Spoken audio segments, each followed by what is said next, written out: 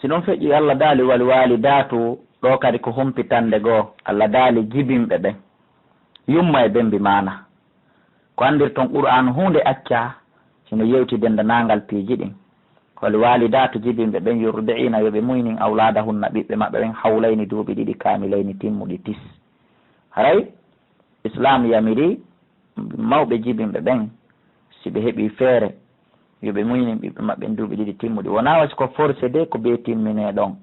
ko ɗum waɗi si Allah daali yeeso ɗon liman arada ko nande on faalaɗan yo timma nde o timminta aradata muyna ko anndi ngolle ko muyningol duuɓi ɗiɗi timmuɗi ko ɗum ɗon ɓuri moƴƴude kono ko mono faalade na force sa muynini ɓiɗɗo ma o ñallal gootal a enti ala probléme koyo tawtun haray an e ɓeygu ma on diisodiri fotto ɗon hara kadi bobon no mari ko ñaama no mari ko yara tawa soñjatamo fii ko enta kon haray ɗum ɗon ella ala so tawi woni o ala goɗɗum ngo haray ko yo acce o muyno lebbi ɗiɗi timmuɗi e anndingol en muynan kaka duuɓi ɗiɗi ko ɗon hatti si woni duuɓi ɗiɗi timmi kala ñallal ko o muyni ɓaawa toon haray ɗum ɗon tawaka ka islam ko ɗum waɗi si muynande harminayde nde debbo o anndi sa muyni debbo no selli haray no harmi nde jombatamo e nde jombata ɓiɓe makko ɓen kono noon on muynan ko en tant que ila ka jebinaɗa ha ñande timminɗa duuɓi ɗiɗi ila ñande timminɗa duuɓi ɗiɗi kala debbo mo muynuɗa haray hande kadi ɗum ɗon harminal par ce que ka islam haray a gayni muynude kaka duuɓi ɗiɗi ko ɗon hatti haray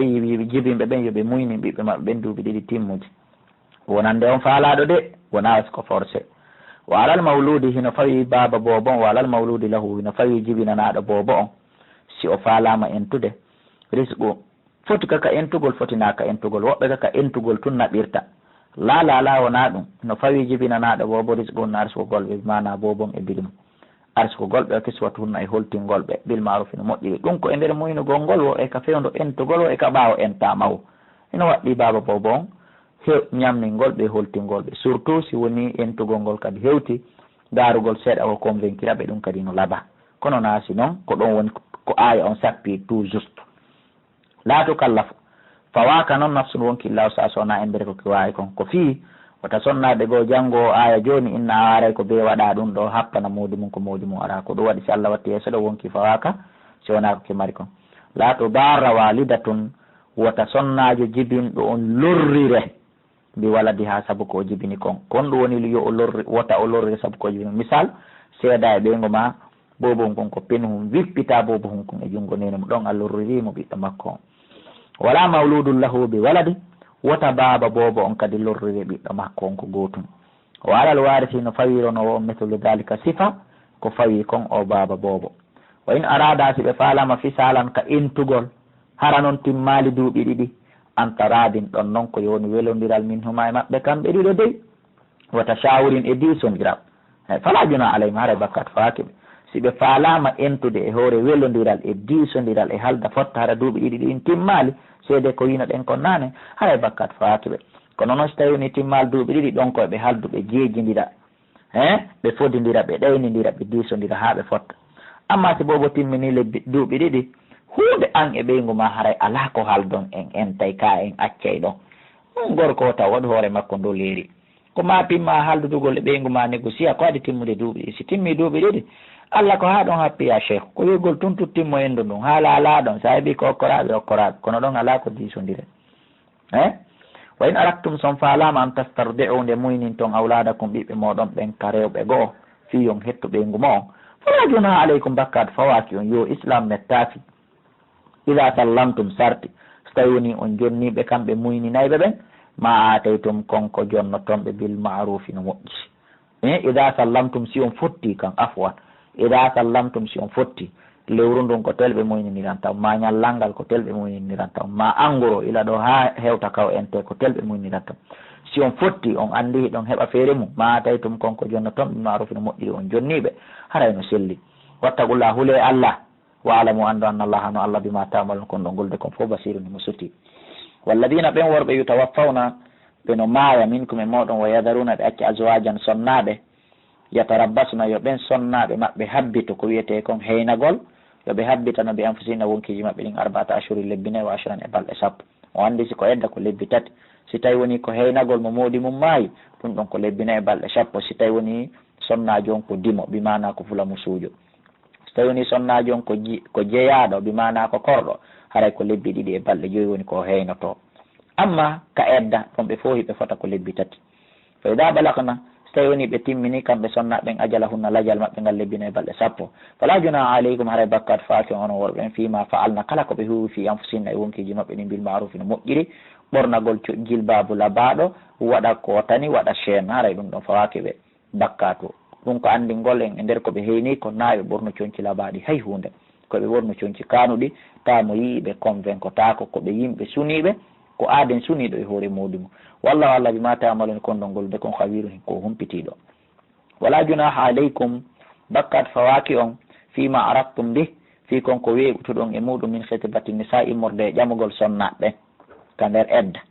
weɓutugol wonde ɗon faalaɓe ƴamude na ƴamugol ɓe de aw aknantum ma suuɗon fi anfusikum ka wonkiji mo wonde so sonnajo ƴawi e keygu makko ngun mi jombaymo si Allah jaaɓi haray bakkat fawaki on ɗi ɗum ɗon alimallah allah no andi anda ko noon so tadkuruna hunna aray yeeto ɗon ɓe face à face walakin siko woni la tuwayiduhunna wotan fododire maɓɓe sirran ka gundode hey ko an haray ko ayo mariama ma ko ayo fatima ɓay joni haray modima maayi ɓay koto a maayi haray en haldi ka gundo sa ƴawi ko min jombay manani nden hunde ɗon nden ɗon hana hawra koko harmino illa an tagulu sowona ɗo wowlo ɗawlan konngudi marufan labaɗi andi pullo yiya patawol e nder sasa ɗa wawi mo waɗande muufe manji hulluɗi hiɗa faalamo doosi o ƴawi ko alda e wowlal ngol mo wowlugol ngol no harmi sono kala neldugol mo yahugol ɓe hiira yahugol hiiron yaaha ñallon seeɗa yewtamo konngol labaɗi ande ko a moƴƴuɗo an sa mo heeɓima ɓeygu haray o heeɓi ɓeygu ko a ɓeygu kelɗo sifadi pe jaray kankadi o faami ko faalaɗa kon kono noon fala tazimu wata on hawju uɓuɗa tan nikahi humugol dewgal ngal hakkunde mon e o debbo heyniɗo hatta yabilugal kitabu ajalan ha timma datu wonɗon ka nder deftere hatta yabiluga ha timma ha yotto alkitabu deftere nden ajalahu lajal mayre ko nde windi kon ɗum woni lebbina e balɗe 10 walamu ando annallah no allah yalamu mo andi goyma fi amsikum kon kawonkiji mo wahdaruhu rene e makko on yaali allah subahana taala hino wirti gundoji nafiqiɓe ɓen e suratu tawba e suratu munafiqin ko ɓuri konko yewta e ɗin ko ɓe miiji ka ɓerɗe maɓɓe na ko ɓe wooli wala mo andi annallah no allah wafurun ko yafotoɗo halimun ko muññiɗo la junaha aleykum bakkat faake on in tallaqtumu nisa son serti e sonnaɓe moɗon ɓe on acciti ɓeygu mo malam tamassuhunna hara noon on memodirala e maɓɓe memodirande ko fanda kon ko mbaldi na salmodirgol accita ɓeygu ma hara on yidali mbaldi aw tafridu lahunna ma on farla naali ɓe taw farida tan ko ete kon teŋe ay bakkat fawaki on sa jombi ɓeygu ma jomba addama tun a yiri jomba ɗon e ɗon ko welayma ko welatama ko mettuma ko découragement e makko ɗa maccutude kono noon wo matte o hunna haray koye on dakmituɓe bimana koye on fandoɓe legoy koye on waɗanɓe plaisir embere ko marɗon kon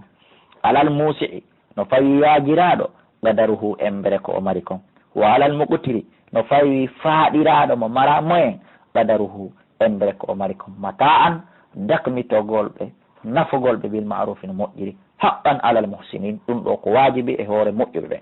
a jombi sonnajo teŋe waɗaka jaka no selli ka sonnajo jombe ara teŋe ala dewgal ngal duwe hakkude mon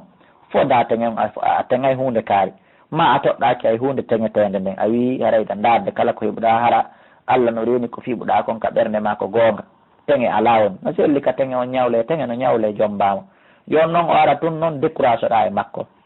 haray madama teŋe on happaka ko ɗum ɗo jonnatamo haray ko ya ndaaro ko heɓuɗa feere wo kono noon haray ko be goɗɗum ndaare o jonne o yaha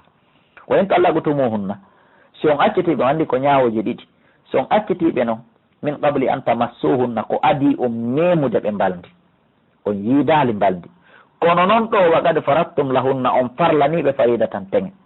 ɗa a accitimo on yiidali mbaldi a jonnalimo teŋe ɗon ko ya ndaaro kala ko heɓuɗa feere jonnamo wayno ndi ɗon oɗo a accitimo on yiidali mbaldi kono noon a jonnimo 100 000 teŋe misal ma 1 million teŋe ma a jonnimo villa teŋe ɓay ɗum fof no selli haray ɗo islam toñata haray fa nisfu ma farattum haray hiɗon mari hettutugol feccere e teŋe ko teŋu ɗon kon madama on yiidali mbaldi kono kadi on ƴettitata fu madama ɓe lanni hendade illa an yaafuna sonaɓe yaafo kamɓe sonnaɓe ene min ɓaya ketila 1 million ko temuɗa lan kon fopp jaɓoyomi mum ñanikema harano selli ka gorko jaɓa aw yaafo ma yaafo alladi on gorko biyadi mun e junngo mum o goɗa tun ni kaahi humugol doyma bi mana moodi debbo on oɗo kadi inna moodi min mi accitima ɓay mi lannima teŋude 1 million e misal ƴettu fo hunde min mi ala ƴettutude si goɗɗo yoɓɓe yaafani keeya harayno selli yaafana ɗon ka ƴetta sowona ɗum koɓe fekki hakkude kono noon onon worɓe ɓen qur'an no tori on jeeji on sulhu hun ɗon o andi ko saria e sulhu jokkodiri wanta fof ko nde yaafoto ɗon onon worɓe ɓen aqrabu ko ɗum ɓurata ɓattinde li taqwa kulol Allah saabu o sonnaji sa accitima ɗo goɗɗo anda koye ndetema o heɓitata moodi no wona ɗon o ronke jomdede furay jon noon o débrouillera e ɗin ɗon an noon hiɗa wawi jombutude ɗon e ɗon wala tan sawol fadula baynakum o ton yejjuto ɓural ko Allah waɗi kon hakkude mon a hiɗa wawi jombutude e nder on jemma ka accutoɗamo ɗo hiɗa wawi jombude goɗɗo nada ɗon kanko tuma goɗɗo aɗa salmini wu inna allaha no Allah bima ta'maluna kon ɗo golde kon fof basirun ko sutiɗo faami ɗum musidɓe julɓe hafizu rene ala salawati e dow julɗe ɗen fop waɓutu be waɓutu fada subaka fana alan sara futuro jeeye Allah daali yo reno e waɓutuji ɗin fof watadi feƴƴiri on wassalatil wusta surtout e nde ɗo julde hakkundere rene e julɗe ɗen fof rene e nde ɗo julde hakkundere nden no yeddodira woɓɓe wi ko subaka woɓɓe wi ko fana woɓɓe wi ko alansara woɓɓe wi ko futuro woɓɓe wi ko geeƴe ɗum ɗo fof goto kala e maɓɓe kadi no mari dalil on daara ka tafsir ibnu kathir e ka tafsiru safatu tafasir e ka tafsir aboubacry jabir jasairi on yiye kono ko ɓuri jiccude kon julde hakkundere nden konnguɗi ɗin fof ko woli kon ka ɓuri dulnude ɗon ka ɓuri jogade seede ɗon ko julde alansara nden ɗi waɓutoji fopp rene e majji juulum wa ɓuumu darano ɗon lillah laɓanitina ko yankiniɓe wa ɓuumu lillah qanitin darano ɗon Allah ko yankiniɓe ko ɗo aya monti wowlugol ka nder julde ŋañagol memminagol ko alda e nganto ka nder julde hari ka fuɗɗode islam sahabaɓe maki so tawi men darnino julde nden goɗɗo e amen no yewtayno ɗimmojo muɗum ka nder julde ɓe mana si woɓɓe darnino julde goɗɗo arino e hewtitikeɓe o landotoɓe ene kaka darde ɗimmere wonɗo ngaga tammere mo tawi on no julde ari jabotomo ma ina ene ay sen salminiɗom ɗo faala yiidu ka yaasi har on somati ɗum fof muɗum no selli ko Allah jeppinno oɗo aya hande kadi haala harmi ka nder julde fa in heftum si on huuli ayɓe moɗon ɓen fari jalan juule hiɗon seppude hiɗon dogude hiɗon yahude awru ko bana ma hiɗon waɗɗi wota julde nden fukko fa ida amintum si on hoolike on hula hay e hunde fadkurullaha haray jante inde Allah nden kama allama ko wono andini ɗon bimana dare juulon no haniri noon temmi noon farillaji ɗin e rukuuji ɗin e sujjuduji ɗin kama allamakum wono kanko Allah o andiniri on noon ma lam takunu konkon laatanoki ta'lamuna hiɗon andi walladina ɓen worɓe yutawaffawna mayoɓe minkum e moɗon wa yadharuna ɓe acca azwajan sonnaɓe ɓe acca ɓe nguuli o aya ɗo ko aya montaɗo ko janggaɗo ko jangeteɗo fire kono o gollitirtake ko aya mo feƴƴuɗen nane on kon ɗo woni ko gollitirte ɓe ɗo worɓe mayoɓe acca ɓe nguli maɓɓe ɗin wasiyatano ɓe wasiyano li azwajihim ɓe nguli maɓɓe ɗin mata'an koɓe naftora dépense koɓe ñama ilal hawli ha hitande timmude hayra ikhrajin ko alda e yaltugol ko galleji donc ko lebbina e balɗe sappo on joni ko ɗum ɗo woni ko gollitirte amma hitande montama fa in harajina si ɓe yaltani hoore maɓɓe fala juna aleykum haray bakkat faaki on onon worɓe ɓen fima faalna fi konko ɓe huwoyi fi anfusinna wonkiji maɓɓe ɗi min marufin immorde moƴƴere wallahu allah azizun ko tedduɗo hakimun ko ñeñuɗo e ñawre makko nden walil mutallaqati no woɗani sonnaɓe accitaɓen mata on hendagol dépense hendagol nafa bil maruf no moƴƴiri haɓɓan ɗum ko farilla alal muttaqina e dow huloɓe Allah ɓen kadalika kono ni yubayyinu llahu lakum Allah ɓanginirani on laɓɓinirani on ayati aje makko ɗen la'allakum no gasa on taqiluna on haqqila e Allah waɗen haqqiloɓe ko Allah woni e yewtude kon alam tara yiyal ila alladina faade ɓe haraju yaltoɓe min diyarim ɓe wi ko galleli maɓɓe wahum tawi kamɓe ulufun koɓe guluje hadaral mawti ka kulol mayde nden tawi imanu maɓɓe on hino loyi hiɓe yalti wo hiɓe dogude koddoruye Allah a yaali ɗum fa qala lahumullahu allahu on wiyani ɓe kanko kadi ɓay ko mayde ɓe huuli ko mayde ɓe dogu muutu maaye ɓe maayi summa yamrifti o wurnitiɓe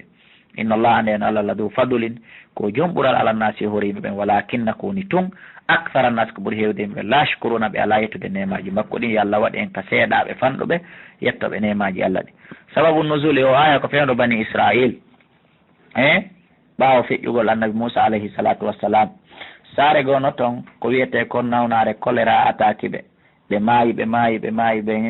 ñallal gotal ɓe surra e guluji e capanɗe ma temeɗɗe kamɓe hedditiɓe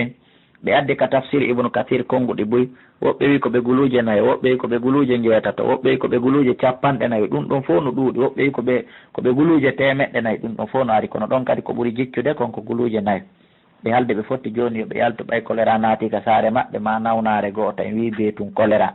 joni mahin ɓe suɓɓodiri ɓe yeehi e aynde goo fi yoɓe daɗu mayde nden ɓayɓe fof ɓe ari ɓe lanni hewtude ɗon Allah wi yoɓe maayi ɓe fof noon ɓe waali ɓe maayi hande kadi na mayirgol goto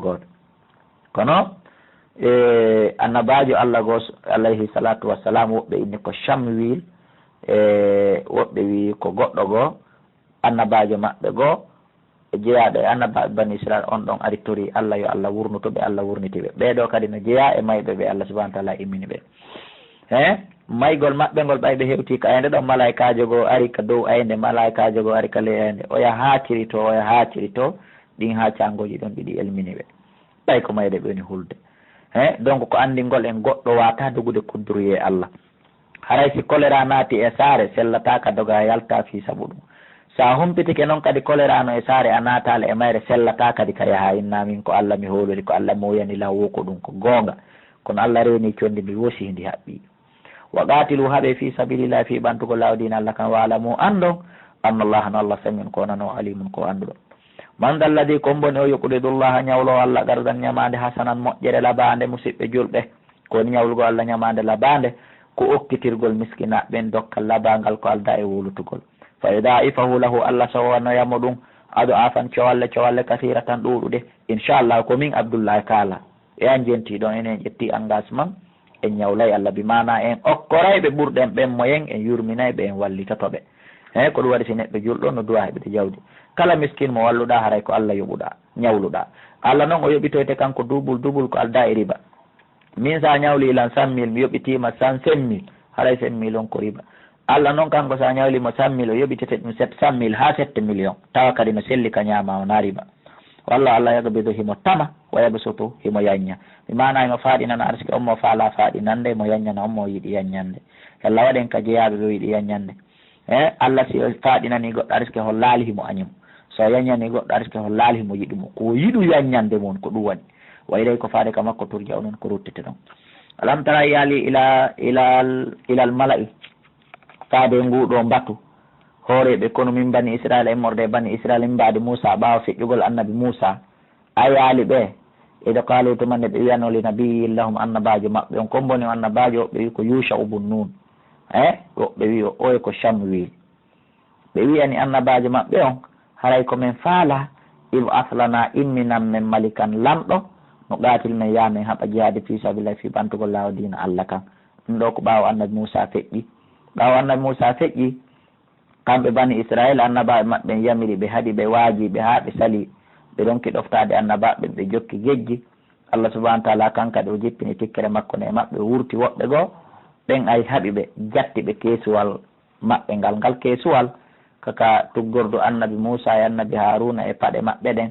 e tawrata on ka woni ɗon tawi ɗum no waɗa e keesuwal ngal keesuwal noon kala jihaadi mo ɓe nangodiri e mum so ɓe rondike ngal ɓe yaadi e mum ɓe fooloye ɓayno hande kadi ɓe yeddine laaɓeɓen panɗi ɓe yeddi annabaɓen Allah wurti woɓɓe goo ari piiɓe jatti ngal keesuwal ko fino ngal keesuwal hettora ko ɗum naadi ɓe innugol yo annabaji maɓɓen poosan ɓe amir mo ɓe yaada e mum ka jihaadi qissa on no juuti on ndaara e ɗe defte ɗe men no wiide tafsir ji men ɗin ko on ɗen ƴettude kaka Sahihul Bukhari ka Ibnu Kathir ka Abdullah ibn Abbas ka Imam Tabari ka Aboubacry Jabiri Jazair e ka Bulughul Maram tigiri est ce que on faami e ka Ahmad ibn Sawi koye ɗum ɗo ƴettuɗen tafsir ji ɗin on dartoye ɗum ɗon ɓeyda yaññade ɗon ma noddollan ka numéro téléphone ji ɗi mi jonni o qalu ɗaala o inni kanko annabajo fewndiɗo ɗon on hal asaytum no gasa o noon in kutiba si fardama aleykum e dow mon alqitalu hawre nden Allah tuqatilu nder on koye toon haɓude puusol lanɗo yo mi toro Allah ɗo ha o farda jihad ne hoore mon firtoyon noon haray ko probléme qalu ɓe yo wa malana ko hunɗum haɗata men Allah no qatilande men ronkata haɓude fi sabilillah fi ɓantugo laadina Allah kan ala ko sakkoto men ɗum wagadi ukhrijina hino men yaltinama min ndiyarinaka galleli amen min raɗama min saka sama wabina ina ka ɓiɓɓe amen ala ko haɗata min haɓude. Annabajo on tori Allah Allah faddi jihaadi ndi waɗani ɓe lanɗo on. Falamma kutibane farduno alayhim ide maɓɓe algitalu gere on tawallaw ɓe hucciti ɓe sali gere on illa galen sona seeɗa e min hum e maɓɓe. Bani Israila wela huwondirde. Wallahu Allah alimu ko anda bizalimina toñoɓɓe. Zif ko jogiiɓe gandal ɓuri ibnu adama boy kono ko yoruɓe hoore kadi ɓuri ibnu adama boy. Wa qala lahum wiyani ɓe nabiyum annabajo maɓɓe inna allaha no Allah kadi baata lakum o imminani on taluta malika no waɗimo lanɗo kono ardo on yahon kabugol jihaati. Qaalu ɓe inni ko andirtaɓe anniyake anna yakunu lahul mulku konno taluta wawata laamorde e hoore amen alayna e hoore amen konno wawata laatorande mo laamu e hoore amen wonano ko menen ɓo ɓuuri handude bil mulki e laamu ngu min udima ko kanko ko fi honnu wolam yu'ta kanko o kaka satan yaajende minal maali immorde e jawɗi ko miskinajo o maramo en. Ɗaala kanko annabajo o inna allaha no Allah le istafa o soɓikemo aleykum e dow mo o e hoore ko andi konko onon ɓuuri jawdi fof kono o soɓikemo hoore mo wa zada o ɓeydirimo basta tan doole fil ilmi ka gandal wal jisimi ka ɓandu. Eyo ko andi golle jeka goɗɗo no wawi laamade o mara jawdi kono jeka goɗɗo wawata laamade o mara gandal. O wi annabajo innaali wa zadahu Allah ɓeydanimo basta tan doole fil mali ka jawdi na ɗum o inni ko ɓeydanimo fil ilmi ka gandal saabu so ɓurali ɓe a gandal o wataɓe laamade sa waway laamade yimɓe sa waway ardade yimɓe ko ɓe anda ko ɓe anda Allah ɓeydanimo gandal. Wallahu Allah yutimo hokka mulka laamu makko ma cammo yiɗi hokkude torki Allah yalla hokku e laamu ngum torki Allah subahanahu wa taala yalla lammin en aduna e lahar. Wallahu Allah wasin ko yaajuɗo gandal alimun ko anduɗo. Wa qala lahum wiyani ɓe nabiyuhum annabajo maɓɓe on inna ayata mulki seede ko kanko Allah waɗi lanɗo namin waɗimo lanɗo ande mande laamu makko ngon an yatiyakum ko nde ara tan attabutu keesuwal ngal keesuwal majjirngal on ngal fihi ngal jatta ɗon ngal fi yarano e nder maggal sakinatun deƴere min rabbi ko immorde ka joomi mo ɓuttu ɓernde hara ɗum no waɗa nder ton hoolare no waɗa nder ton wa baqiyatun e heddande mimma taraka immorde e ko accuno alu Musa ɓeyngol annabi Musa wa alu Haruna e ɓeyngol annabi Haruna ko minni on konnanen tuggorɗi ɗin ɗiɗi e paɗe ɗen e alluje ɗen e dolake annabi Musa taway ɗum no nder ton ko ɗum woni seede wonde ko kankonta lan keesuwal ngal nga aray kadi tahamiluhul malaikatu hara malaikaɓe no rondi ngal wallahi ngal qissa ngal keesuwal no hawni qissa ngal keesuwal no mawni haray on nodday ka numéro téléphone ji ko ɗon ɓurete yanñade en wata addude fof ɗo. Inna fi dhalika ande woni ɗum ɗo laayatan mande lakkum wonande on in kuntum so laatike moƴƴine ko on gomɗinɓe o raɓɓiɗi comme malaikaɓe rondi keesuwal ngal addi ha ka tande Taluta jeppini e hoore ɓe fof maɓɓe heɓe dari ɓe ndaara ɓe tawi ɗo ala ka feƴƴire ko ɓe ona lanɗo. Falamma fasala Talutu ɓa Taluta huccitidi joni wuri o woni lanɗo ɓe yehi ɓa o buusidi bil junudi e konungu qala wi inna allaha no Allah mubtalikum himo jarri borde on binaharin caangol no yeeso men en hewtaygol haray ɗen ɗon ɗa faman shariba minhu kala yarɗo e caangol ngol falaysa minni haray o jeyaka e am haray namenen few yo yiltu wa man lam yatamu kala mo ñamalingol fayno minni haray on ɗon ko menen wondi ko ɗon ɗa o haray yomen konti illa man ego tarafa sona on wippiɗo ñiɗi wurfa tan ñeɗande biyadi ka jungo makko o yari hara o daraki o ƴettani tan o ñeɗirali miran o ñeɗirali kakol e nder ko dogete lumben kon on tigi wipporo ka juuɗe muɗum yara haray nde yarande ɗon no yaafa amma ƴettanɗo tan yari ha ɗon ɗiti haray on ɗon namenen yo yiltu ɓay ɓe yewti e caangol ngol ɓe inni ka tafsir adi koɓe guluje ɓe yeeya guluje jeego fa sharibu minhu ɓe yari caangol ngol ɓe fappo fayda illa qalilan sona seeɗa minhu ɓe maɓɓe ɓe heddi ɓe temeɗɗe tato e sappo e tato ko ɗo waɗi nelaɗo salah sallam maaki kaɓe yataka gueɗe badiri kamɓe kadi ɓe buusuduno e julɓe buy naafigiɓe buy yilti ka lawol haydi temeɗɗe tato e sappo e tato nelaɗo maaki e hadise selluɗo wonde mi heddudi e konungu Taluta hedduduno ngun temeɗɗe tato e sappo e tato falamma jawasahu ɓawo lumbi caangol ngol kanko Taluta huwa kanko walladina e ɓen amanu gomɗi ɓe ma'ahu wonduɓe e makko ɓaaluɓe inni nde tawnoɓe yari caangol ngol tawi boni ɓeni laataga talana enele taga ala namen doole ala namen alyawma hande bi Jaluta saabu dartagol Jaluta o joni ɗi e kono makko ngon hiɓe ɓuuri men ɗuɗude menen men firti men découragé ke men yiltike ayi saabu koɓe yari caangol ngol woɓɓe inni ko Taluta innirta ɓe yargol caangol tawi humpitike Jaluta waɗi poson e maggol woɓɓe inni wona ko jarribagol ɓe tun daara ɓaala alladina wi ɓen yazunnuna fellutuɓe ɗoni ɓe temeɗɗe tato e sappo e tato annamno kamɓe mulaqilla e ɓe hawra e Allah fellutuɓe fotta e Allah ɓeɗo inni menen min wakkilike men fawike Allah men yahay kam heewi min fiyatini immorde fedde galilatin fanɗude gala battunde foola fiyatan fedde goo kathira tan ɗuuɗunde biidinillah e ɗum ay Allah meɗen tañƴini nde Allah waɗi men jeeyaɓe fanɓe fuuluɓe ɗuuɗuɓe ɓe wakkiliɓe wallah Allah ma sabirin wonde muñoɓɓe ɓe waɗi du'a walamma barazu ɓay ɓe yeehi ɓe yaltiti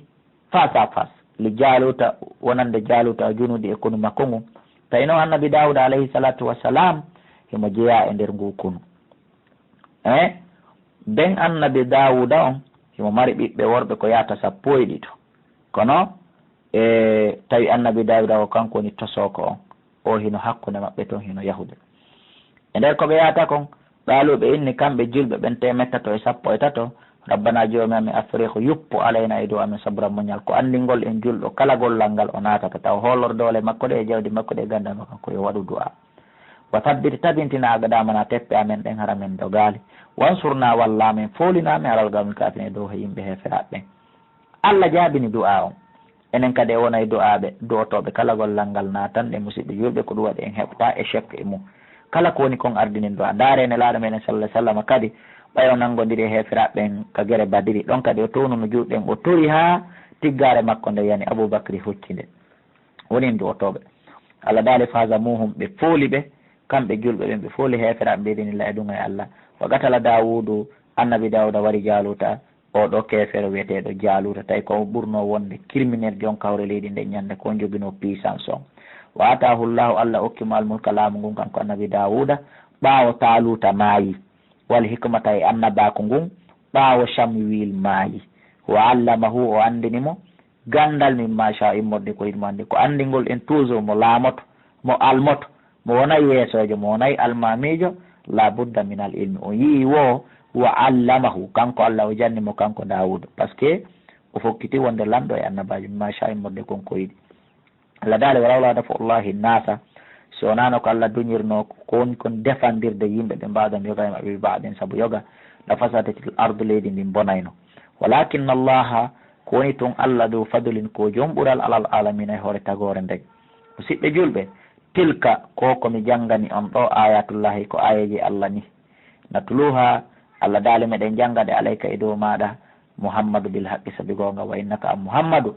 hay so tawi no woodi sikkitiɓe hay so tawi woni no woodi yedduɓe menen meɗen jaaɓi wa innaka am Muhammadu la minal mursalin wallahi ko a jeeyaɗo ene laaɓi haray kadi wargol annabi Dawuda ngol oɗo wiyeteɗo Jaluta ɗum kadi no mari qissa abande buusugol maɓɓe Taluta foduno wonde kala waruɗo Jaluta goho o waɗaymo proche e nder laamu makko ngomi mana o waɗaymo ministre ɓattinaɗo ɗimmel o hokkaymo ɓiɗɗo makko reedu mi mana o waɗi ɗi fodoreji ɗo ɗiɗi fiino kala kurasoro raya e warugol Jaluta ɗum no sellani imamu waɗugol kadoji ka nder dina fiino jama on wakkilora e nder ko ɓe yata kon annabi Dawuda ko suka e nder ko yata kon qissa on no juuti o fotte hayre go ndenni yo hoccumo o yaada e muɗum o yehi kadi o tawoyi hayre go nden kadi inni yo hoccumo o yehi o tawoyi kadi hayre go nden kadi inni yo hoccumo o hocci ɗe kaaƴe tati o yaadi e muɗum ɓe mana ko feroyo kañum e Jaluta qissa on no juuti seeɗa ko raɓɓiɗi kon ɗo ko Allah subhanahu wa ta'ala itti ka gandal makko e ka hikma makko o jonni mo ñeñal no warira Jaluta ko ɗen kaaƴe tati woni ko feruri Jaluta o wari Jaluta e kañum Taluta siini fodore nden ɓay ɓe arti ka suudu o waɗi mo ministre ɓattinaɗo o ƴetti kadi ɓiɗɗo makko reedu okkimo kanko Dawuda ɓe woni ɗon ha Taluta waali maayi o roni laamu ngu si président yiiɗi andi ko vice président hikkoto e kadi ko kanko jombi kadi ɓiɗɗo lanɗon o hetti laamu ngu ƴeeyi ɗon kadi ha annabajo on kadi maayi ɗum woni Samuil siko Samuil siko Yusha o Bunnun fof no ari e tafsir on kadi waali maayi o hetti annabako ngu ko ni Allah subahanahu wa taala jonniri mo kanko annabi Dawuda laamu ngu e annabako ngu en torki